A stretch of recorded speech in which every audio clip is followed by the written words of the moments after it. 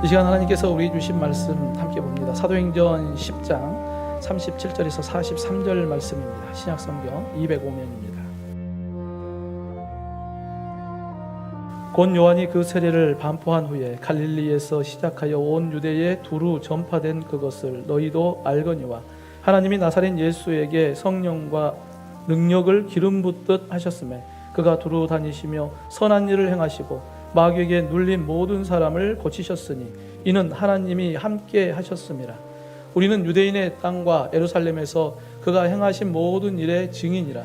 그를 그들이 나무 위에 달아 죽였으나 하나님이 사흘 만에 다시 살리사 나타내시되 모든 백성에게 하신 것이 아니요 오직 미리 택하신 증인 곧 죽은 자 가운데서 부활하신 후 그를 모시고 음식을 먹은 우리에게 하신 것이라.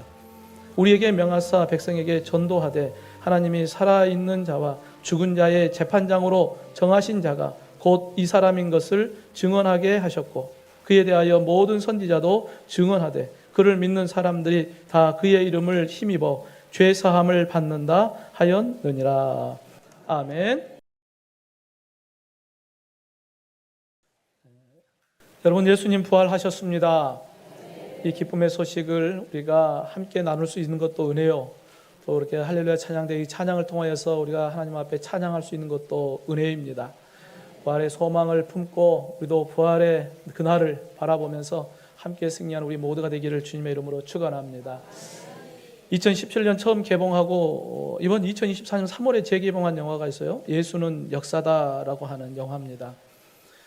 실제 주인공이었던 리 스트로벨 목사님은 원래 무신론자였어요. 그래서 자신의 눈에 보이는 것만 나는 믿겠다는 거예요. 예수님이 부활하셨다? 나는 믿지 못하겠다는 거예요. 그래서 2년 동안 무신론자이고 신문기자였기 때문에 내가 2년 동안 열심히 연구해서 예수님의 부활은 허구다, 이건 가짜다 라는 것을 내가 밝히겠다는 거였어요. 그래서 열심히 자료를 모으고 또 전문가들을 만나고 그러면서 자신이 모였던 자료들을 보니까 그 모든 자료들은 무엇을 이야기하고 있냐면 예수님은 부활하셨다, 이걸 이야기하고 있었던 거예요. 그래서 친구가 전해주었던 요한복음 1장 12절 영접하는 자 곧 그 이름을 믿는 자들에게는 하나님의 자녀가 되는 권세를 주셨다. 그동안에 자신이 모았던 그 예수님의 부활에 대한 지식이 이제는 그 지식에서 믿음으로 변화가 되어서 예수님을 영접하게 됩니다. 영화 속에 이런 주인공이 묻는 게 있어요. 진짜 하나님의 아들이었다면 왜 그 능력으로 왜 대항하지 않았냐? 정말 하나님의 아들이라면 왜 대항하지 않고 십자가에 달려 죽었냐? 이 질문을 한 거예요. 그러니까 여기에 대한 답을 이렇게 해줍니다. 아주 간단해요. 사랑이요. 여러분, 예수님께서 능력이 없어서 십자가에 죽으신 것이 아니라 예수님께서 십자가 달려 죽으셔야 죄인인 우리가 구원을 받을 수 있는 하나님의 구원의 역사가 완성되니까 예수님은 우리를 사랑하셨기 때문에 자신의 그 능력까지 포기하고 십자가에 달려 죽으신 것입니다. 그리고 그 십자가에 죽으신 예수님이 성경의 약속대로 사흘 만에 다시 부활하셨습니다. 우리는 이 부활의 기쁨의 소식을 통하여서 우리에게 부활의 첫 열매가 되신 예수님, 그 예수님의 부활의 첫 열매가 곧 우리에게 부활의 소망이 된 거예요. 여러분, 첫 열매가 됐다는 건 둘째 열매, 셋째 열매가 있다는 거예요. 예수님이 첫째 열매가 됐으니까 이제 우리도 둘째, 셋째 열매가 돼서 우리도 예수님 믿고 부활의 그 기쁨이 우리에게 있겠구나 하는 것을 우리가 알 수 있죠. 여러분, 예수님의 십자가의 사랑이 모든 믿는 자에게 주시는 부활의 소망이 됩니다. 하지만 믿지 않는 사람에게는 영원한 사망인 거예요. 우리는 부활의 증인으로 주님께서 우리를 불러주셨으니까 부활의 증인인 우리가 이제 어떤 말을 전해줘야 될까? 부활의 증인으로 우리를 불렀으니까 증인이잖아요. 증인이면 우리가 뭔가를 전해야 된단 말이에요. 그러면 부활의 증인으로 부름받은 우리가 어떤 말을 하기를 하나님이 원하실까? 먼저는 부활의 증인은 차별이 없는 복음을 전해야 합니다. 여러분, 우리가 복음을 전할 때 왠지 저 사람은 내가 좀 복음 전하면 잘 들어줄 것 같아. 외모가 좀 부드러운 사람들 있잖아요. 그게는 왠지 다가가기가 좀 괜찮은데 왠지 까칠할 것 같아. 가면 괜히 큰 소리 들을 것 같고 그러니까 접근을 못하는 그런 부분도 있거든요. 근데 어쩌면 그 까칠한 사람이 사도 바울일 수 있잖아요. 사도 바울 까칠했잖아요. 근데 그 까칠했던 사도 바울이 예수님 만나고 오히려 기독교에 역사를 남기는 그러한 일들을 하지 않습니까? 여러분, 만약에 우리가 생각하는 것은 저 사람은 절대 예수 안 믿을 사람, 그런데 그 사람이 바울과 같은 사람이어서 예수님 영접하고 놀라운 일들을 해나간다면 여러분, 그래도 복음을 전하지 않겠습니까? 그렇다면 가서 복음 전하죠. 그러지 않겠습니까? 어쩌면 우리가 우리의 생각 가운데 복음을 전하는데 오히려 장애가 될 때가 있어요. 우리가 복음을 전하는데 내 생각이 앞서서 오히려 복음을 전하는데 차별이 되고, 복음을 전하는데 그것이 오히려 걸림돌이 될 수 있습니다. 무엇 때문에 그럴까요? 복음의 능력을 우리가 온전히 의지하지 못하니까 그래요. 내 능력으로 할 거 생각하니까 내가 저 사람을 어떻게 설득할까? 저 사람에게 내가 무엇을 말할까? 참 고민이 많아지거든요. 그런데 하나님의 구원의 역사는 우리의 이 어리석음을 뛰어넘습니다. 오늘 읽었던 이 사도행전 10장의 베드로와 고넬료의 만남은 기독교 역사에 매우 중요한 의미를 담고 있습니다. 바로 유대인과 헬라인, 즉 이방인과의 만남을 통하여 하나님의 구원의 계획은 어디까지 있는가에 대한 부분을 우리에게 알려주는 역사적 만남이기 때문입니다. 당시 베드로가 이 욥바에서 머물고 있었는데, 이 베드로가 이제 복음을 전하기도 하고 믿음의 사람들을 격려하기 위하여 순회를 이렇게 하고 있었어요. 그래서 그 욥바에 머물면서 정오가 되어서 기도하기 위하여 지붕으로 올라갑니다. 그 지붕에 올라가서 기도하는데 하나님께서 환상을 보여주죠. 율법으로 보면 부정한 음식이 하늘로부터 내려옵니다. 그러면서 베드로에게 먹으라고 이야기해요. 그러니까 베드로는 율법으로 보면 부정한 음식이니까 먹지 않죠. 근데 그게 3번 반복이 됩니다. 베드로 입장에서 이 환상을 보고 하나님께서 왜 나에게 이러한 환상을 보여줬을까라고 하는 그러한 생각이 들었겠죠. 그때 마침 노마의 백부장 고넬료가 보낸 사람들이 도착을 했어요. 그래서 문을 두드립니다. 이방인인 고넬료의 초청을 받은 베드로가 의심하지 말고 함께 가라는 성령의 음성을 듣고 베드로가 고넬료의 집으로 가기 시작합니다. 고넬료와의 만남을 통하여 하나님께서 내게 보여주신 이 환상의 의미가 무엇인가? 베드로는 그곳에서 그 환상의 의미를 깨닫게 됩니다. 여러분, 당시 유대인들은 이방인과 교제하는 것은 위법이었어요. 위법, 법으로 벗어나는 거였어요. 또 부정한 것을 이렇게 접촉하면 같이 부정해지기 때문에 이방인들과 상종하려고 하지 않았습니다. 그런데 유대인인 베드로가 이 이방인인 고넬료의 집을 방문하는 것 자체만으로도 이건 위법인 거예요. 베드로는 태어날 때부터 유대인의 모습으로 철저하게 율법을 지키려고 노력했던 사람입니다. 하나님께서 정하다고 하는 음식까지도 그건 율법으로 부정하니까 먹지 않았던 베드로의 모습을 보면 베드로는 어떻게든 율법을 지키려고 열심히 수고했던 그런 모습을 봐요. 그런데 율법보다도 하나님의 뜻을 따라서 고넬료의 집을 방문하게 됩니다. 성도 여러분, 율법은 유대인에게 있어서 반드시 지켜야 할 법입니다. 유대인은 이 법을 어기면 범법자가 돼요. 죄를 짓는단 말이에요. 그러니까 반드시 율법을 지키도록 어렸을 때부터 철저하게 율법의 훈련을 받고 교육을 받아왔습니다. 그런데 베드로는 그 철저히 훈련받았던 율법을 내려놓고 하나님의 뜻을 선택하여 고넬료의 집을 방문합니다.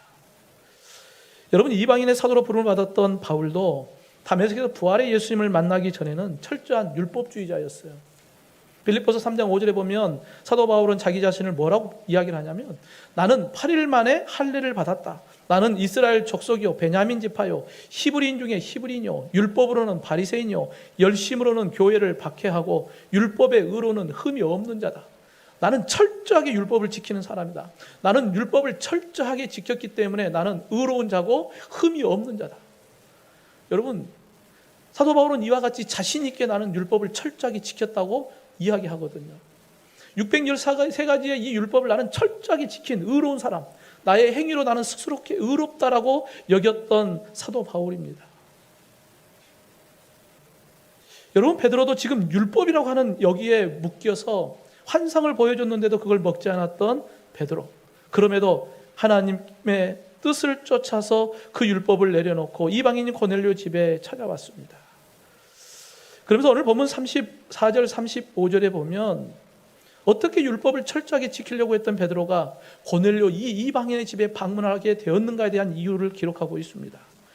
34, 35절 보면 베드로가 입을 열어 말하되 내가 참으로 하나님은 사람의 외모를 보지 아니하시고 각 나라 중 하나님을 경외하며 의를 행하는 사람은 다 받으신 줄 깨달았도다라고 하는 고백을 합니다. 베드로는 율법에 의해서 유대인만 구원을 받고 이방인은 구원을 받지 못한다. 하나님은 사람의 외모로 구분하는 줄 알았는데 하나님은 외모로 판단하지 않는다는 거예요. 하나님은 경외하는 모든 사람들을 다 받으시는 하나님이신 걸 내가 이제 깨달았다.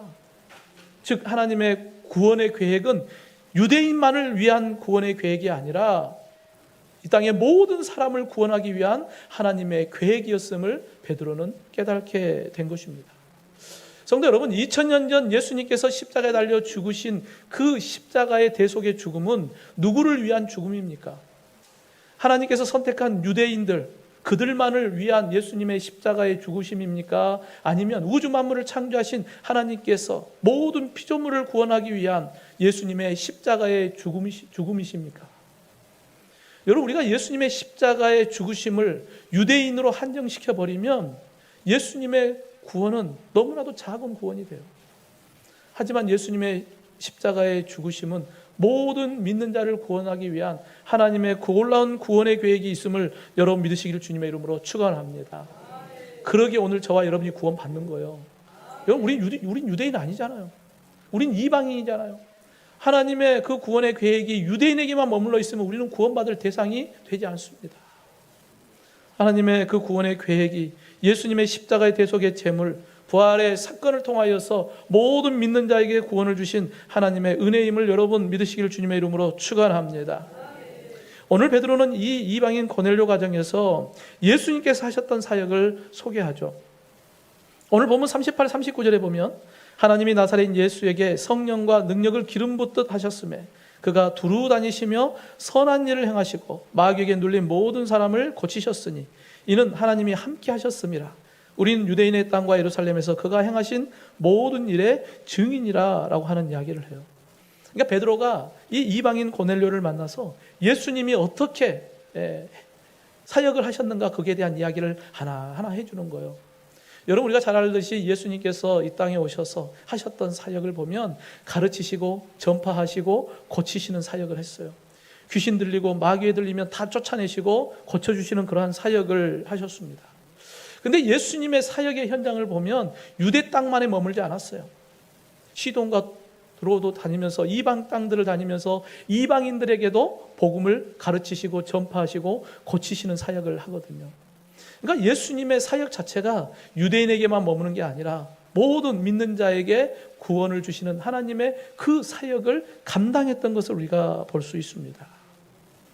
사도 바울도 다메섹에서 부활의 예수님을 만나고 난 이후에 철저한 율법주의자였던 그가 이방인의 사도로 부름을 받았으니까 이방인들에게 찾아가서 복음을 전하지 않습니까?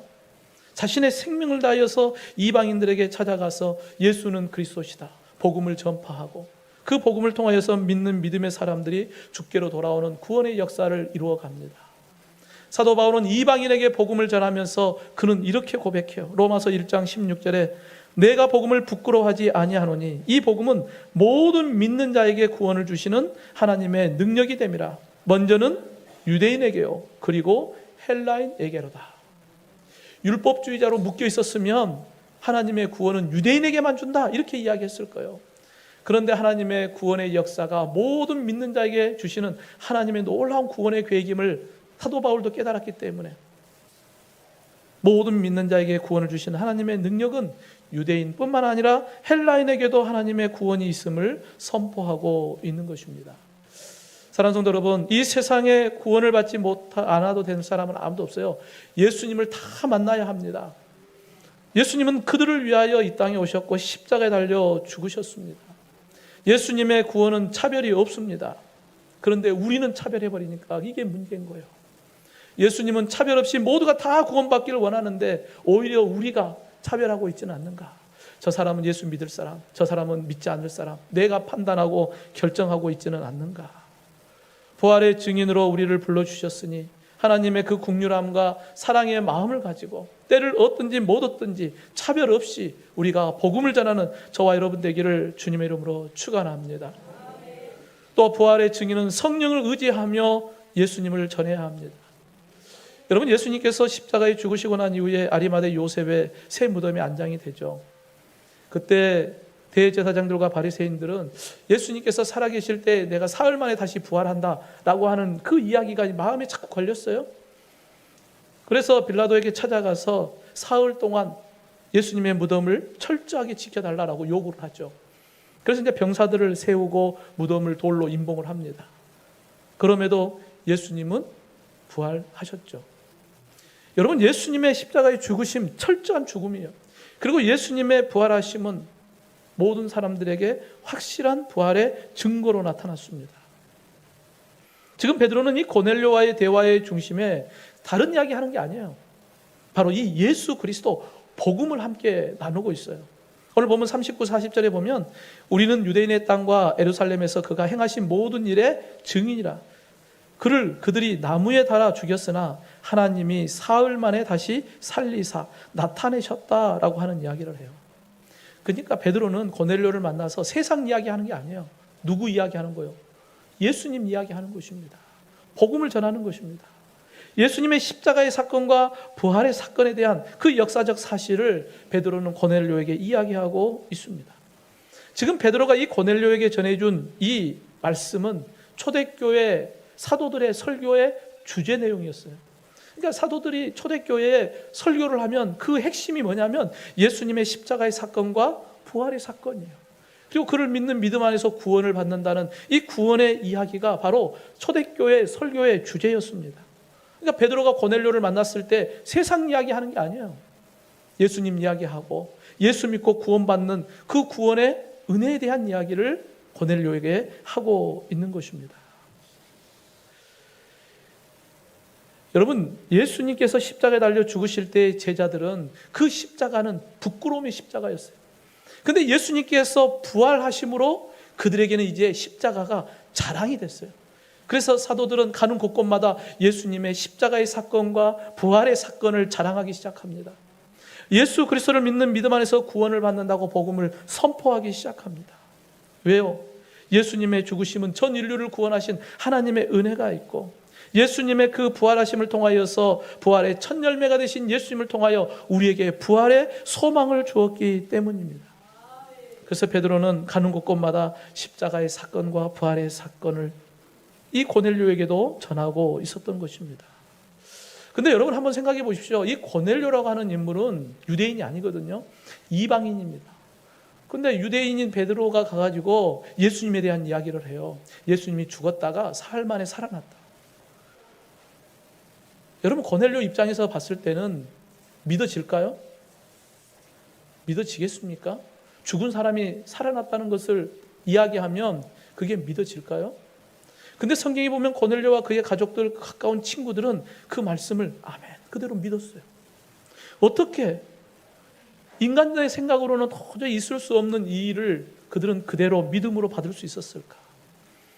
여러분, 45절에 보면 베드로와 함께 온 할례 받은 신자들이 이방인들에게도 성령 부어주심으로 말미암아 놀랐다라고 기록하고 있어요. 성령께서 그들에게 임하니까 이 복음이 믿어지는 거예요. 내가 인간적인 생각으로는 도저히 있을 수 없는 일이죠. 그런데 이방인인 이 고넬료와 그의 가족과 그의 친구들은 성령께서 임하니까 그 말씀이 아멘 하고 믿어지는 거예요. 여러분, 그들이 보지는 않았지만 그 복음을 받았을 때 그 마음에 믿음이 들어오는 거예요. 그래서 예수님의 부활의 사건을 그대로 믿었습니다. 여러분, 우리가 누군가에게 복음을 전할 때 우리가 늘 의지해야 할 것이 있습니다. 바로 복음의 능력, 성령의 능력입니다. 우리 금대가 전도대가 전도를 나갈 때 항상 모여서 하나님의 말씀을 읽고 묵상하고 그리고 함께 기도하고 나갑니다. 왜요? 우리가 말 잘해서 뭐 설득하고 그걸로 그 사람의 마음의 문을 열 수 있는 게 아니거든요. 하나님의 말씀의 능력, 성령의 능력이 있어야 그 마음의 문을 열고 그 안에 생명의 복음이 들어가는 것을 우리가 믿기 때문에 우리의 힘이 아니라 주님의 도우심을 간구하고 기도하고 가는 것입니다. 사랑하는 성도 여러분, 베드로 사도가 오순절날 성령의 임재하심과 충만함을 통하여서 복음을 선포할 때 3,000명, 5,000명이 회개하고 돌아오는 놀라운 역사가 일어났습니다. 베드로의 능력이었을까요? 아니에요. 베드로는 그냥 어부, 세상적으로 보면 별로 자랑할 게 없는 사람입니다. 그런데 베드로에게는 복음의 능력이 있었고 성령의 역사가 그를 통하여 나타났기 때문에 그와 같은 놀라운 역사가 일어난 것입니다. 부활의 증인으로 우리를 불러주셨습니다. 나의 지혜와 능력으로 부활의 증인되라 이야기하는 게 아니라 주님의 복음의 능력으로, 성령의 능력으로 복음의 증인이 되라고 우리에게 말씀하고 있습니다. 항상 복음의 능력을 의지하고 성령의 능력을 의지하여 가는 곳곳마다 생명의 복음을 선포하는 저와 여러분 되기를 주님의 이름으로 축원합니다. 마지막으로 부활의 증인은 반드시 결산할 때가 있음을 믿고 복음을 전해야 합니다. 여러분, 우리가 누군가를 만나서 이렇게 수다를 떨다 보면 아는 얘기는 별로 재미없잖아요. 왠 좀 신선한 이야기, 처음 들어보는 이야기, 이런 이야기는 조금 귀를 기울이고 우리가 듣지 않습니까? 오늘 베드로가 이 이방인 고넬료의 집에 방문했을 때 고넬료가 들어보지 못한 이야기를 하는 거예요. 예수 그리스도, 복음에 대한 이야기를 해요. 그러면서 또 다른 사람이 들어보지 못한 이야기를 합니다. 바로 사도들에게만 예수님이 해주셨던 이야기를 해요. 오늘 본문 41절에 보면 모든 백성에게 하신 것이 아니요 오직 미리 택하신 증인 곧 죽은 자 가운데서 부활하신 후 그를 모시고 음식을 먹은 우리에게 하신 것이다. 예수님을 모시고 함께 음식 먹은 사람은 아무나 그러지 않거든요. 예수님의 12제자들 그잖아요.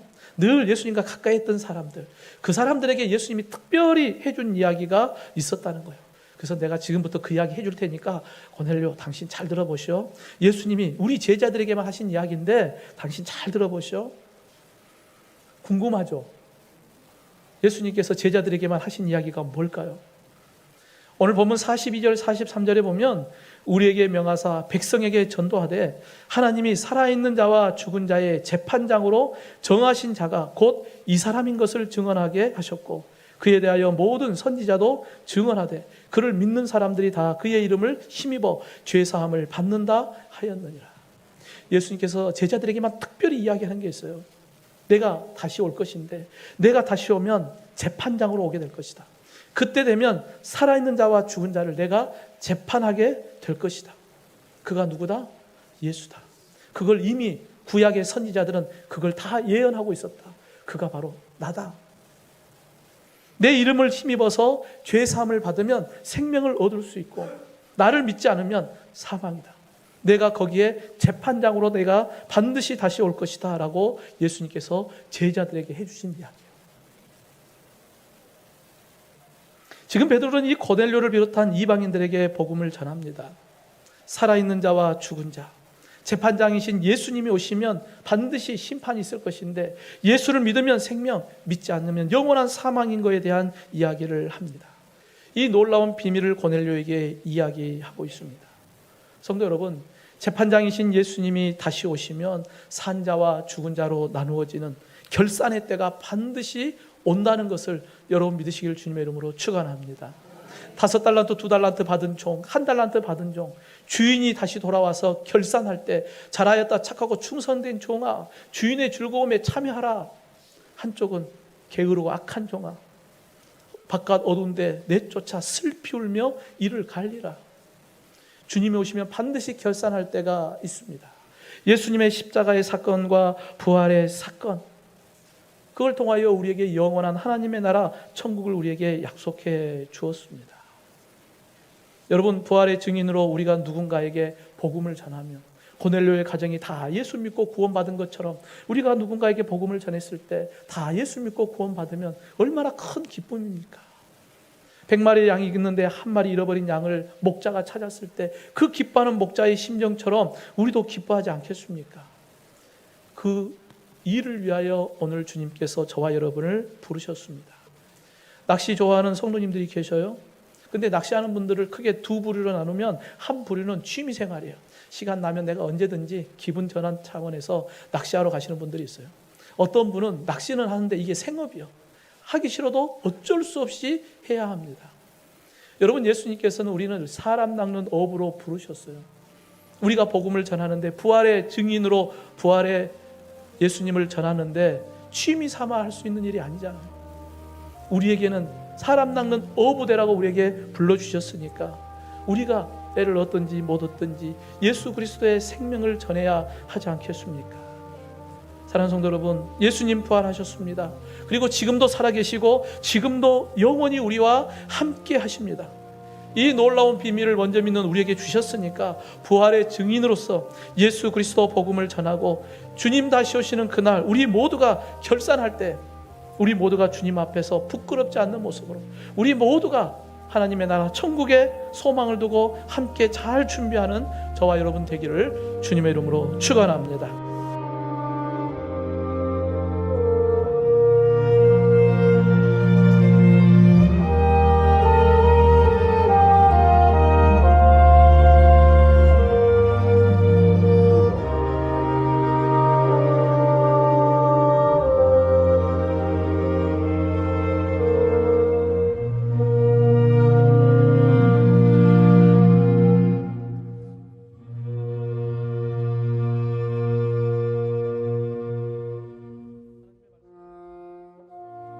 곧 요한이 그 세례를 반포한 후에 갈릴리에서 시작하여 온 유대에 두루 전파된 그것을 너희도 알거니와 하나님이 나사렛 예수에게 성령과 능력을 기름 붓듯 하셨음에 그가 두루 다니시며 선한 일을 행하시고 마귀에게 눌린 모든 사람을 고치셨으니 이는 하나님이 함께 하셨음이라. 우리는 유대인의 땅과 예루살렘에서 그가 행하신 모든 일의 증인이라. 그를 그들이 나무 위에 달아 죽였으나 하나님이 사흘 만에 다시 살리사 나타내시되 모든 백성에게 하신 것이 아니요 오직 미리 택하신 증인 곧 죽은 자 가운데서 부활하신 후 그를 모시고 음식을 먹은 우리에게 하신 것이라. 우리에게 명하사 백성에게 전도하되 하나님이 살아있는 자와 죽은 자의 재판장으로 정하신 자가 곧 이 사람인 것을 증언하게 하셨고 그에 대하여 모든 선지자도 증언하되 그를 믿는 사람들이 다 그의 이름을 힘입어 죄 사함을 받는다 하였느니라.